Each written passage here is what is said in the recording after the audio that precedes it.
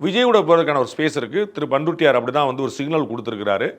அது விஜய்க்கு வந்து ஒரு கௌரவத்தை சேர்க்கும், ஓட்டு சேர்க்குமான்னு சொல்ல முடியாது. உங்களுக்கு புரியுங்களா? திரு ஓபிஎஸ்க்குன்னு இன்னைக்கு இருக்கக்கூடிய செல்வாக்கு வந்து கம்யூனிஸ்ட் கட்சிகள் போல, அதாவது கௌரவம் இருக்கு, ஓட்டா கன்வெர்ட் ஆகிருக்குதான்னா அவர் இனிமேல் ஏதாவது முனைஞ்சா தான் உண்டு. ஏன்னா அவர் வந்து சமுதாயத்தையோ தென் மாவட்டங்களையோ அதிமுகவினரையோ மூன்றில் எந்த ஒரு செக்டையும் அவர் ஒருங்கிணைக்கல, தனக்கு பின்னால் ஒன்று அரவணைக்கல.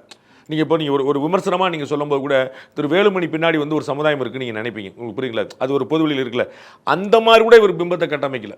அந்த திரு டிடி விதிரன் எடுத்த எஃபர்ட் கூட அவர் எடுக்கல. அது வந்து ஒருவேளை இந்த ரீஜன் அந்த பகுதியாவோ அல்லது இந்த சமூகம் கம்யூனிட்டி அப்படியாவோ அல்லது ஏடிஎம்கேல ஒரு மேஜர் சங்க், இந்த மூணுமே செயல். இந்த மூணில் ஏதாவது செஞ்சுருந்தாங்கன்னா அது விஜய்க்கு ஓட்டாவும் கன்வெர்ட். இப்போ விஜய் கூட திரு ஓ பன்னீர்செல்வம் நின்னார், திரு பண்ருட்டியார் நின்னார் அப்படின்னா அது வந்து விஜய்க்கு ஒரு கௌரவம் சேர்க்கும். பார்த்தீங்களா, பெரியார் மூத்த அரசியல் தலைவரெல்லாம் என்கிட்ட எம்ஜிஆர் கூட வலதுகரமாக இருந்தவர் என் கூட இருக்கிறாரு, அம்மாவுடைய வலதுகரமாக இருந்தவர் என் கூட இருக்கிறாங்கன்னு அவருக்கு வந்து அவர் பார்த்துருக்கீங்களா, ஏடிஎம்கே விமர்சனம் பண்ணாமலே தான் போகிறார், டிஎம்கேயும் பிஜேபி மட்டும் தான் விமர்சனம் பண்ணிட்டு போகிறார். அப்போ வந்து அவருக்கு வந்து அதே லைனில் இருக்கக்கூடிய இன்னும் 2 பேர் வந்து அவங்களுக்கு வந்து யூஸ்ஃபுல்லாக இருக்கும். அப்போ அவருக்கு வந்து கான்ஃப்ளிக்ட் வராது.